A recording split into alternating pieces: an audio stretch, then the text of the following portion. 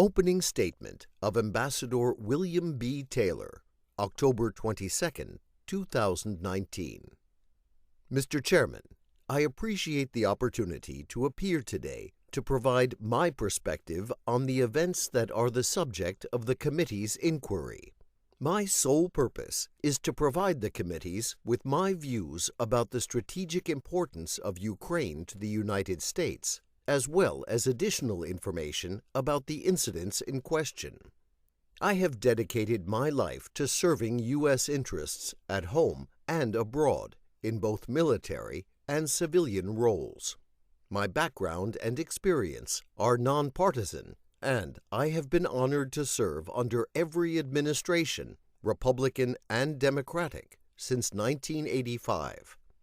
For 50 years, I have served the country, starting as a cadet at West Point, then as an infantry officer for 6 years, including with the 101st Airborne Division in Vietnam, then at the Department of Energy, then as a member of a Senate staff, then at NATO, then with the State Department here and abroad, in Afghanistan, Iraq, Jerusalem, and Ukraine, and more recently as Executive Vice President of the nonpartisan United States Institute of Peace. While I have served in many places and in different capacities, I have a particular interest in and respect for the importance of our country's relationship with Ukraine. Our national security demands that this relationship remain strong. However, in August and September of this year, I became increasingly concerned that our relationship with Ukraine was being fundamentally undermined by an irregular, informal channel of U.S. policymaking and by the withholding of vital security assistance for domestic political reasons. I hope my remarks today will help the committees understand why I believe that to be the case. At the outset, I would like to convey several key points. First, Ukraine is a strategic partner of the United States, important for the security of our country as well as Europe. Second, Ukraine is, right at this moment, while we sit in this room, and for the last 5 years, under armed attack from Russia.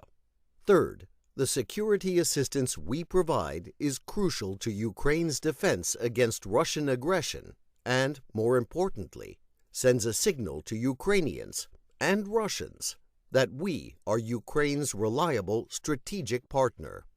And finally, as the committees are now aware, I said on September 9 in a message to Ambassador Gordon Sondland that withholding security assistance in exchange for help with a domestic political campaign in the United States would be, quote, crazy, end quote.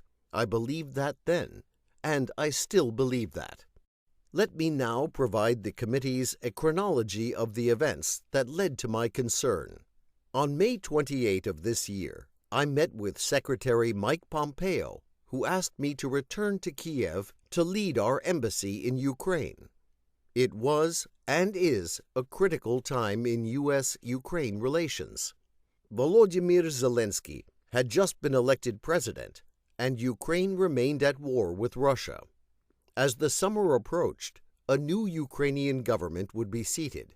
Parliamentary elections were imminent, and the Ukrainian political trajectory would be set for the next several years. I had served as ambassador to Ukraine from 2006 to 2009, having been nominated by George W. Bush, and in the intervening 10 years, I have stayed engaged with Ukraine, visiting frequently since 2013 as a board member of a small Ukrainian non-governmental organization supporting good governance and reform. Across the responsibilities I have had in public service, Ukraine is special for me, and Secretary Pompeo's offer to return as Chief of Mission was compelling. I am convinced of the profound importance of Ukraine to the security of the United States and Europe for two related reasons. First, if Ukraine succeeds in breaking free of Russian influence, it is possible for Europe to be whole, free, democratic, and at peace. In contrast, if Russia dominates Ukraine, Russia will again become an empire, oppressing its people and threatening its neighbors and the rest of the world. Second, with the annexation of the Crimea in 2014 and the continued aggression in Donbass, Russia violated countless treaties, ignored all commitments, and dismissed all the principles that have kept the peace and contributed to the prosperity in Europe since World War II. To restore Ukraine's independence, Russia must leave Ukraine. This has been and should continue to be a bipartisan U.S. foreign policy goal. When I was serving outside of government during the Obama administration and after the Russian invasion of Ukraine in 2014, I joined two other former ambassadors to Ukraine in urging Obama administration officials at the State Department, Defense Department, and other agencies to provide lethal defensive weapons to Ukraine in order to deter further Russian aggression. I also supported much stronger sanctions against Russia. All to say, I cared about Ukraine's future and the important U.S. interests there. So, when Secretary Pompeo asked me to go back to Kiev, I wanted to say, quote, yes, end quote. But it was not an easy decision. The former ambassador, Masha Yovanovitch, had been treated poorly, caught in a web of political machinations, both in Kiev and in Washington. I feared that those problems were still present. When I talked to her about accepting the offer, however, she urged me to go, both for policy reasons and for the morale of the embassy. Before answering the secretary, I consulted both my wife and a respected former senior Republican official who has been a mentor to me. I will tell you that my wife, in no uncertain terms, strongly opposed the idea. The mentor counseled, if your country asks you to do something, you do it, if you can be effective. I could be effective only if the U.S. policy of strong support for Ukraine, strong diplomatic support, along with robust security, economic, and technical assistance, were to continue, and if I had the backing of the Secretary of State to implement that policy. I worried about what I had heard concerning the role of Rudolph Giuliani, who had made several high-profile statements about Ukraine and U.S. policy toward the country. So, during my meeting with Secretary Pompeo on May 28, I made clear to him and the others present that if U.S. policy toward Ukraine changed, he would not want me posted there, and I could not stay. He assured me that the policy of strong support for Ukraine would continue, and that he would support me in defending that policy. With that understanding, I agreed to go back to Kiev. Because I was appointed by the Secretary, but not reconfirmed by the Senate, my official position was chargé d'affaires ad interim. I returned to Kiev on June 17, carrying the original copy of a letter President Trump signed the day after I met with the Secretary. In that letter, President Trump congratulated President Zelensky on his election victory and invited him to a meeting in the Oval Office. I also brought with me a framed copy of the Secretary's declaration that the United States would never recognize the illegal Russian annexation of Crimea. But once I arrived in Kiev, I discovered a weird combination of encouraging, confusing, and ultimately alarming circumstances. First, the encouraging. President Zelensky was taking over Ukraine in a hurry. He had appointed reformist ministers and supported long-stalled anti-corruption legislation. He took quick executive action, including opening Ukraine's High Anti-Corruption Court, which was established under the previous presidential administration, but never allowed to operate. He called snap parliamentary elections. His party was so new it had no representation in the Rada, and later won an overwhelming mandate, controlling 60% of the seats. With his new parliamentary majority, President Zelensky changed the Ukrainian constitution to remove absolute immunity from Rada deputies, which had been the source of raw corruption for 2 decades. There was much excitement in Kiev that this time things could be different. A new Ukraine might finally be breaking from its corrupt post-Soviet past. And yet, I found a confusing and unusual arrangement for making U.S. policy towards Ukraine. There appeared to be 2 channels of U.S. policy making and implementation, one regular and one highly irregular. As the chief of mission, I had authority over the regular, formal diplomatic processes, including the bulk of the U.S. effort to support Ukraine against the Russian invasion and to help it defeat corruption. This regular channel of U.S. policymaking has consistently had strong bipartisan support both in Congress and in all administrations since Ukraine's independence from Russia in 1991. At the same time, however, there was an irregular, informal channel of U.S. policymaking with respect to Ukraine, one which included then Special Envoy Kurt Volker, Ambassador Sondland, Secretary of Energy Rick Perry, and, as I subsequently learned, Mr. Giuliani. I was clearly in the regular channel, but I was also in the irregular one to the extent that Ambassadors Volker and Sondland included me in certain conversations. Although this irregular channel was well connected in Washington, it operated mostly outside of official State Department channels. This irregular channel began when Ambassador Volker, Ambassador Sondland, Secretary Perry, and Senator Ron Johnson briefed President Trump on May 23rd upon their return from President Zelensky's inauguration.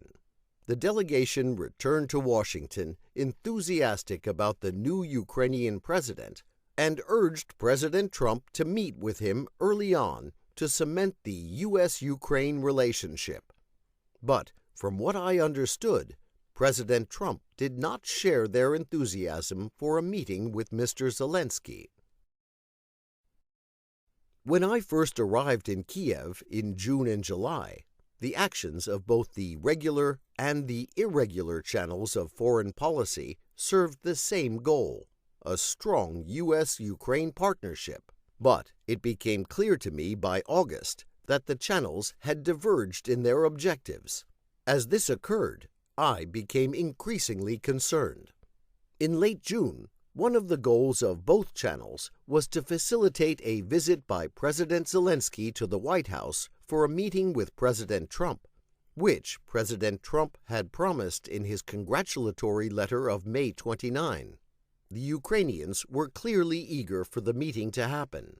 During a conference call with Ambassador Volker, Acting Assistant Secretary of State for European and Eurasian Affairs, Phil Rieker, Secretary Perry, Ambassador Sondland, and Counselor of the U.S. Department of State Ulrich Brechtpohl, on June 18, it was clear that a meeting between the 2 presidents was an agreed-upon goal. But during my subsequent communications with Ambassadors Volker and Sondland, they relayed to me that the president, quote, wanted to hear from Zelensky, end quote, before scheduling the meeting in the Oval Office. It was not clear to me what this meant.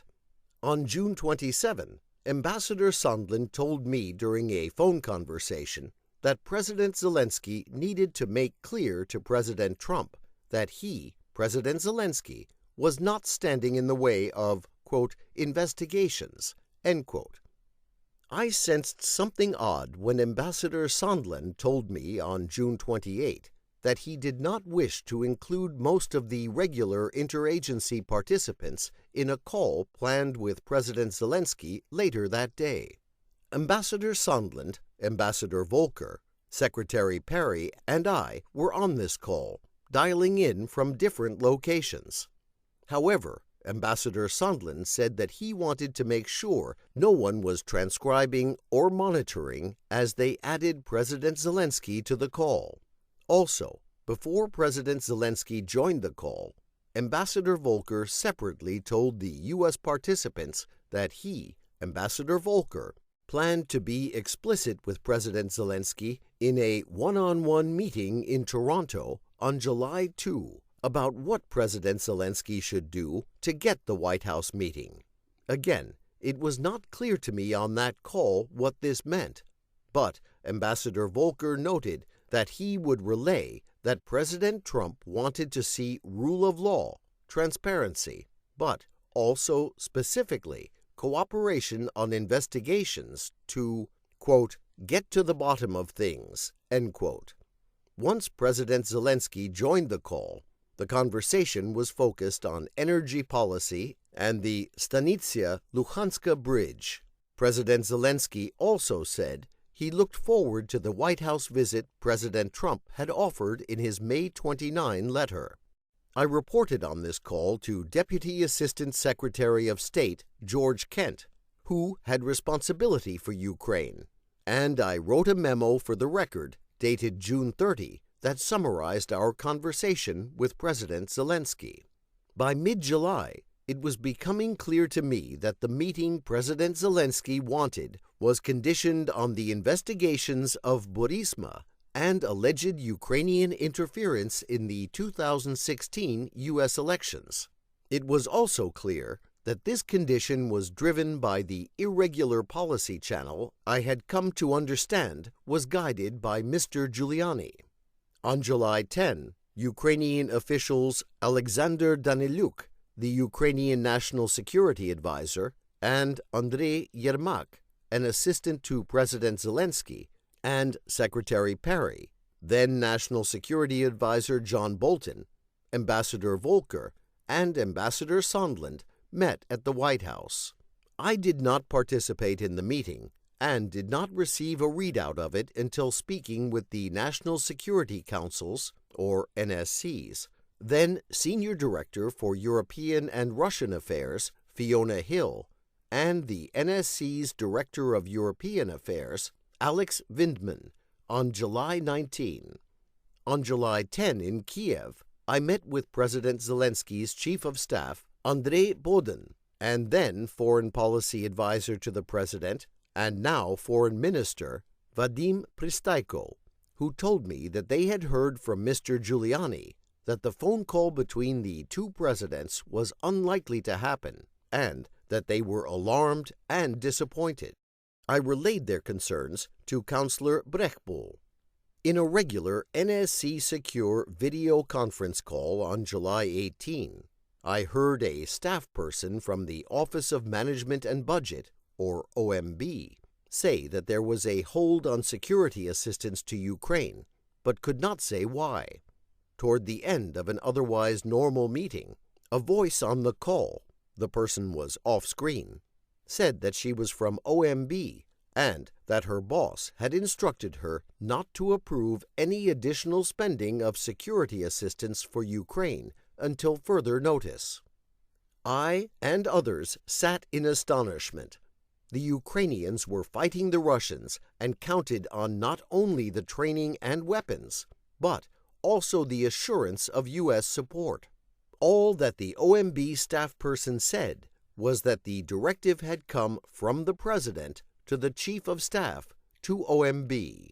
In an instant, I realized that one of the key pillars of our strong support for Ukraine was threatened. The irregular policy channel was running contrary to the goals of long-standing U.S. policy. There followed a series of NSC-led interagency meetings, starting at the staff level and quickly reaching the level of cabinet secretaries. At every meeting, the unanimous conclusion was that the security assistance should be resumed, the hold lifted. At one point, the Defense Department was asked to perform an analysis of the effectiveness of the assistance. Within a day, the Defense Department came back with the determination that the assistance was effective and should be resumed. My understanding was that the Secretaries of Defense and State, the CIA Director, and the National Security Advisor sought a joint meeting with the President to convince him to release the hold, but such a meeting was hard to schedule, and the hold lasted well into September.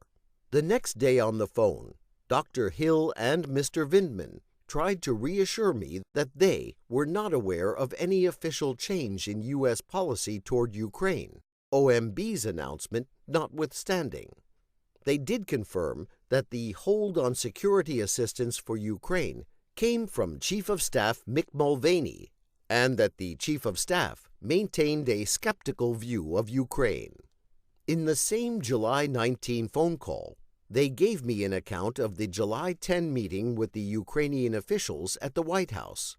Specifically, they told me that Ambassador Sondland had connected, quote, investigations, end quote, with an Oval Office meeting for President Zelensky, which so irritated Ambassador Bolton that he abruptly ended the meeting, telling Dr. Hill and Mr. Vindman that they should have nothing to do with domestic politics. He also directed Dr. Hill to, quote, brief the lawyers, end quote. Dr. Hill said that Ambassador Bolton referred to this as a, quote, drug deal, end quote, after the July 10 meeting. Ambassador Bolton opposed a call between President Zelensky and President Trump out of concern that it, quote, would be a disaster, end quote. Needless to say, the Ukrainians in the meetings were confused. Ambassador Bolton, in the regular Ukraine policy decision-making channel, wanted to talk about security, energy, and reform. Ambassador Sondland, a participant in the irregular channel, wanted to talk about the connection between a White House meeting and Ukrainian investigations. Also, during our July 19 call, Dr. Hill informed me that Ambassador Volker had met with Mr. Giuliani to discuss Ukraine. This caught me by surprise. The next day, I asked Ambassador Volker about that meeting, but received no response. I began to sense that the two decision-making channels, the regular and irregular, were separate and at odds. Later, on July 19, and in the early morning of July 20, Kiev time, I received text messages on a three-way WhatsApp text conversation with Ambassadors Volker and Sondland, a record of which I understand has already been provided to the committees by Ambassador Volker. Ambassador Sondland said that a call between President Trump and President Zelensky would take place soon. Ambassador Volker said that what was, quote, most important is for Zelensky to say that he will help investigation and address any specific personnel issues, if there are any. Later, on July 20, I had a phone conversation with Ambassador Sondland while he was on a train from Paris to London. Ambassador Sondland told me that he had recommended to President Zelensky that he use the phrase, quote, I will leave no stone unturned, end quote, with regard to, quote, investigations, end quote, when President Zelensky spoke with President Trump. Also, on July 20, I had a phone conversation with Mr. Daniluk, during which he conveyed to me that President Zelensky did not want to be used as a pawn in a U.S. re-election campaign. The next day, I texted both Ambassadors Volker and Sondland about President Zelensky's concern. On July 25, President Trump and President Zelensky had the long-awaited phone conversation. Strangely, even though I was chief of mission and was scheduled to meet with President Zelensky along with Ambassador Volker the following day, I received no readout of the call from the White House. The Ukrainian government issued a short, cryptic summary. During a previously planned July 26 meeting, President Zelensky told Ambassador Volker and me that he was happy with the call, but did not elaborate. President Zelensky then asked about the face-to-face meeting in the Oval Office, as promised in the May 29 letter from President Trump. After our meeting with President Zelensky, Ambassador Volker and I traveled to the front line in northern Donbass to receive a briefing from the commander of the forces on the line of contact, Arriving for the briefing in the military headquarters, the commander thanked us for security assistance, but I was aware that this assistance was on hold, which made me uncomfortable. Ambassador Volker and I could see the armed and hostile Russian-led forces on the other side of the damaged bridge across the line of contact. Over 13,000 Ukrainians had been killed in the war, 1 or 2 a week. More Ukrainians would undoubtedly die without the U.S. assistance. Although I spent the morning of July 26 with President Zelensky and other Ukrainian officials, the first summary of the Trump-Zelensky call that I heard from anybody inside the U.S. government was during a phone call I had with Tim Morrison, Dr. Hill's recent replacement at the NSC, on July 28. Mr. Morrison told me that the call, quote, could have been better, end quote, and that President Trump had suggested that President Zelensky or his staff meet with Mr. Giuliani and Attorney General William Barr. I did not see any official readout of the call until it was publicly released on September 25. On August 16, I exchanged text messages with Ambassador Volker, in which I learned that Mr. Yermak had asked that the United States submit an official request for an investigation into Burisma's alleged violations of Ukrainian law, if that is what the United States desired. A formal U.S. request to the Ukrainians to conduct an investigation based on violations of their own law struck me as improper, and I recommended to Ambassador Volker that we, quote, stay clear, end quote. To find out the legal aspects of the question, however, I gave him the name of a Deputy Assistant Attorney General, whom I thought would be the proper point of contact for seeking a U.S. referral for a foreign investigation. By mid-August, because the security assistance had been held for over a month for no reason that I could discern, I was beginning to fear that the long-standing U.S. policy of strong support for Ukraine was shifting.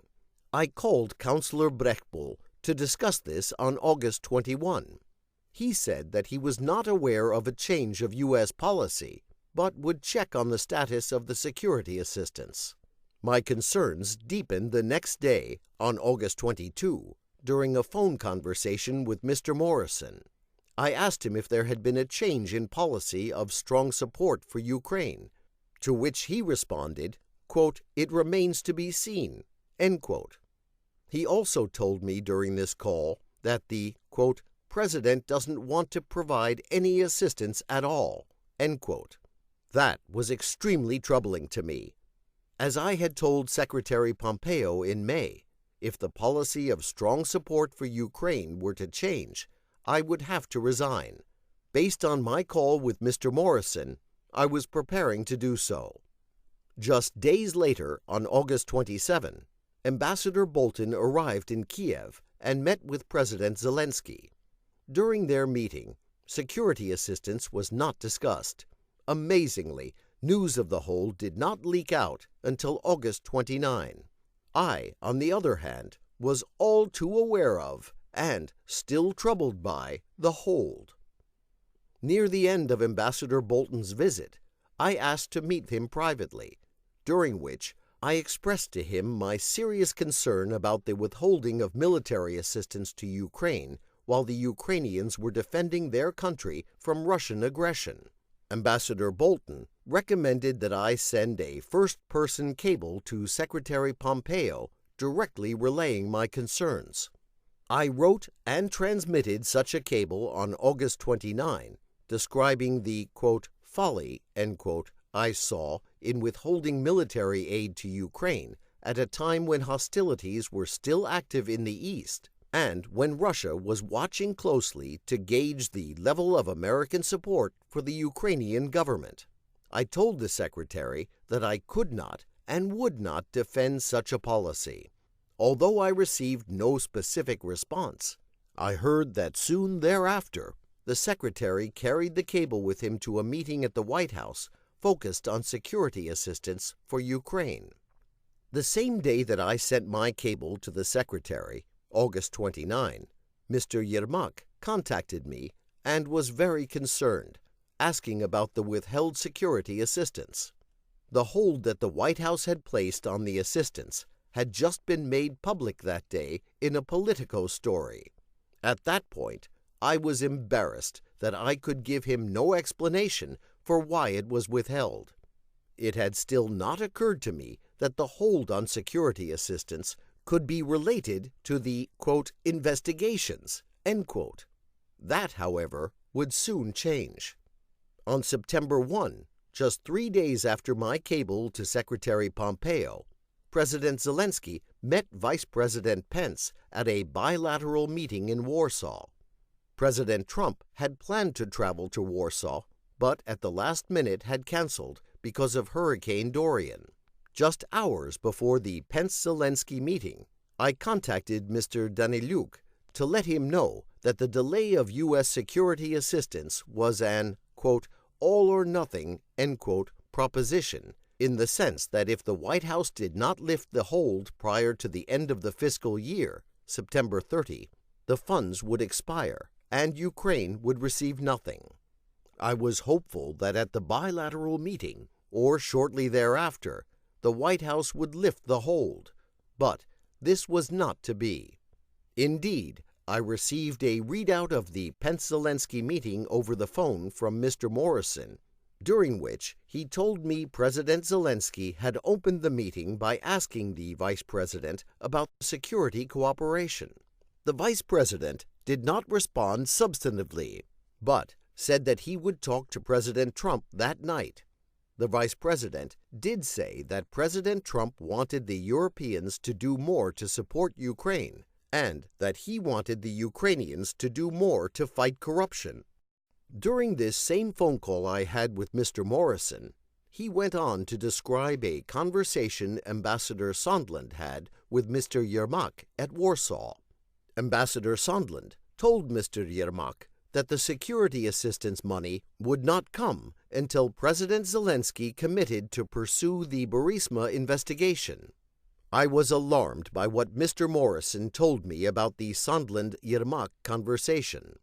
This was the first time I had heard that the security assistance, not just the White House meeting, was conditioned on the investigations. Very concerned, on that same day, I sent Ambassador Sondland a text message asking if, quote, we are now saying that security assistance and a White House meeting are conditioned on investigations, end quote. Ambassador Sondland responded asking me to call him, which I did.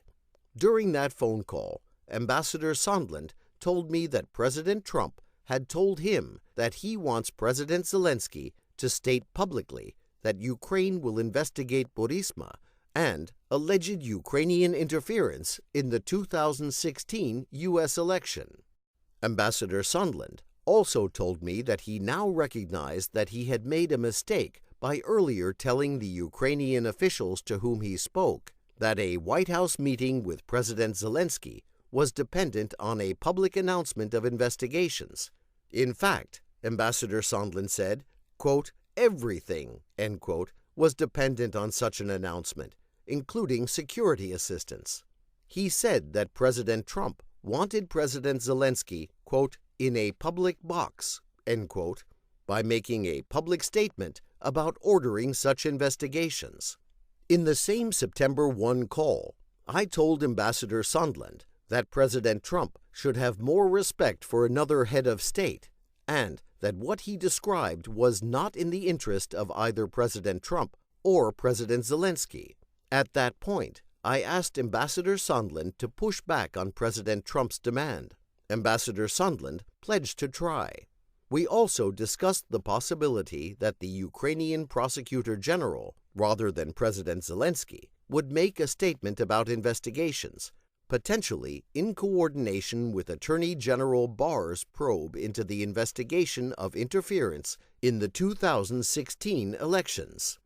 The next day, September 2, Mr. Morrison called to inform me that Mr. Daniluk had asked him to come to his hotel room in Warsaw, where Mr. Daniluk expressed concern about the possible loss of U.S. support for Ukraine. In particular, Mr. Morrison relayed to me that the inability of any U.S. officials to respond to the Ukrainians' explicit questions about security assistance was troubling them. I was experiencing the same tension in my dealings with the Ukrainians, including during a meeting I had had with Ukrainian Defense Minister Andrei Zagornyuk that day. During my call with Mr. Morrison on September 2, I also briefed Mr. Morrison on what Ambassador Sondland had told me during our call the day prior. On September 5, I hosted Senators Johnson and Murphy for a visit to Kiev. During their visit, we met with President Zelensky. His first question to the senators was about the withheld security assistance.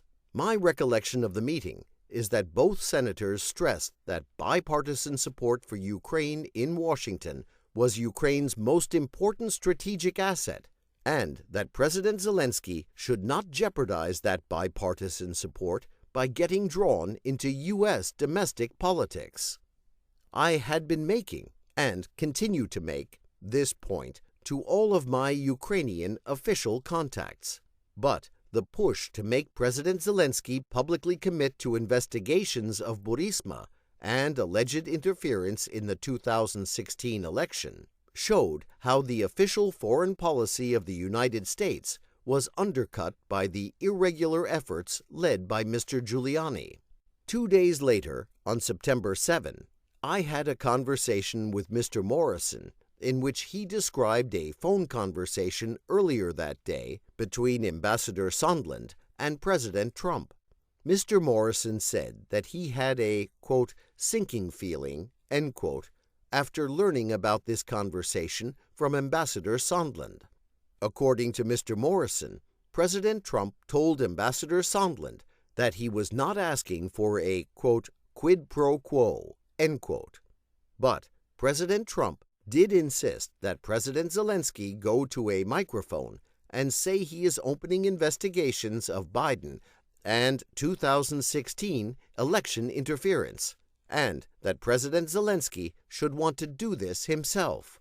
Mr. Morrison said that he told Ambassador Bolton and the NSC lawyers of this phone call between President Trump and Ambassador Sondland. The following day, on September 8, Ambassador Sondland and I spoke on the phone. He said he had talked to President Trump, as I had suggested a week earlier, but that President Trump was adamant that President Zelensky himself had to, quote, clear things up and do it in public, end quote. President Trump said that it was not a, quote, quid pro quo, end quote. Ambassador Sondland said that he had talked to President Zelensky and Mr. Yermak and told them that, although this was not a quid pro quo, if President Zelensky did not, quote, clear things up, end quote, in public, we would be at a, quote, stalemate, end quote. I understood a, quote, stalemate, end quote, to mean that Ukraine would not receive the much-needed military assistance. Ambassador Sondland said that this conversation concluded with President Zelensky agreeing to make a public statement in an interview with CNN. After the call with Ambassador Sondland on September 8, I expressed my strong reservations in a text message to Ambassador Sondland, stating that my, quote, nightmare is that they, the Ukrainians, give the interview and don't get the security assistance. The Russians love it, and I quit, end quote. I was serious. The next day, I said to Ambassadors Sondland and Volker that, quote, the message to the Ukrainians and Russians we send with the decision on security assistance is key. With the hold, we have already shaken their faith in us, end quote. I also said, quote, I think it's crazy to withhold security assistance for help with a political campaign, end quote. Ambassador Sondland responded about 5 hours later that I was, quote, incorrect about President Trump's intentions. The president has been crystal clear, no quid pro quos of any kind, end quote. Before these text messages, during our call on September 8, Ambassador Sondland tried to explain to me that President Trump is a businessman. When a businessman is about to sign a check to someone who owes him something, he said, the businessman asks that person to pay up before signing the check. Ambassador Volker used the same terms several days later when we were together at the Yalta European Strategy Conference. I argued to both that the explanation made no sense. The Ukrainians did not, quote, owe, end quote, President Trump anything, and holding up security assistance for domestic political gain was, quote, crazy, end quote, as I had said in my text message to Ambassador Sondland and Volker on September 9. Finally, I learned on September 11 that the hold had been lifted and that the security assistance would be provided.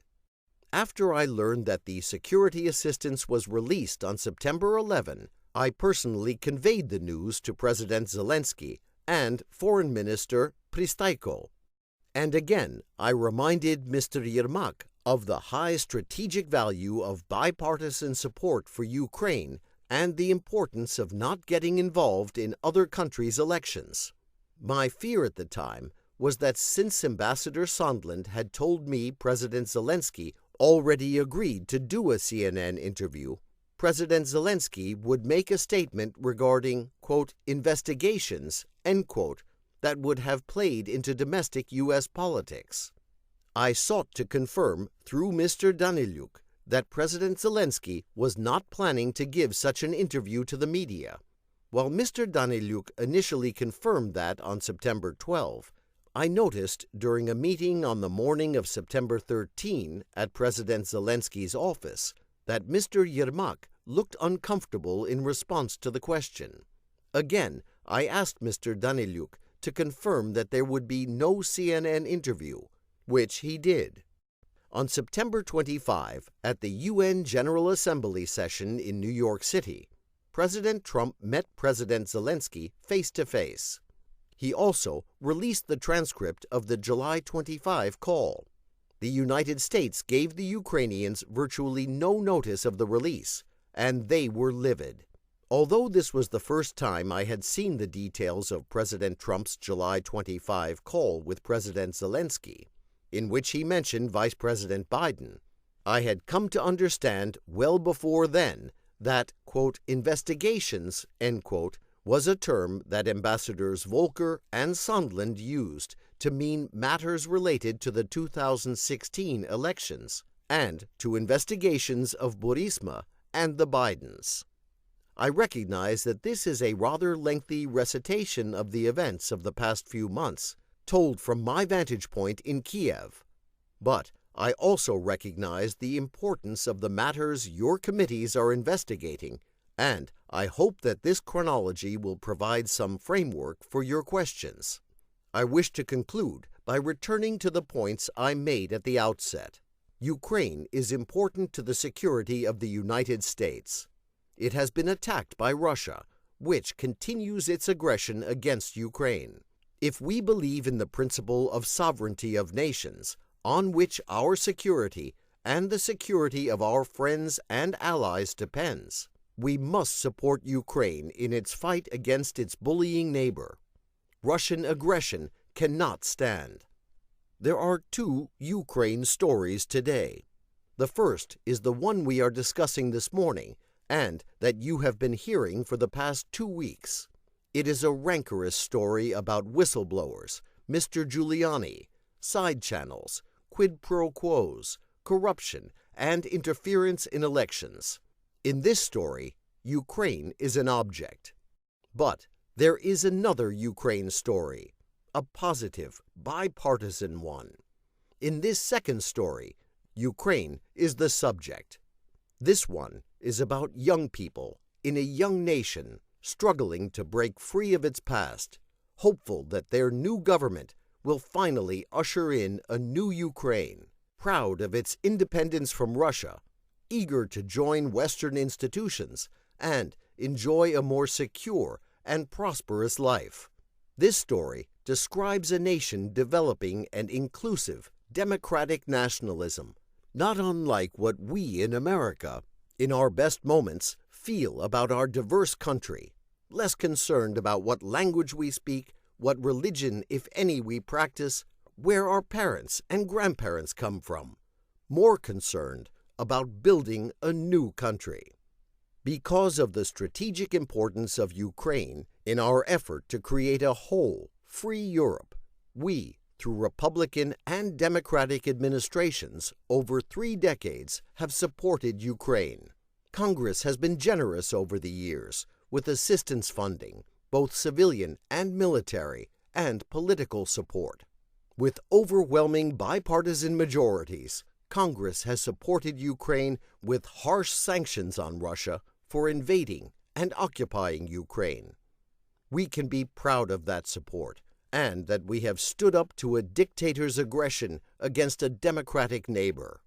It is this second story that I would like to leave you with today, and I am glad to answer your questions.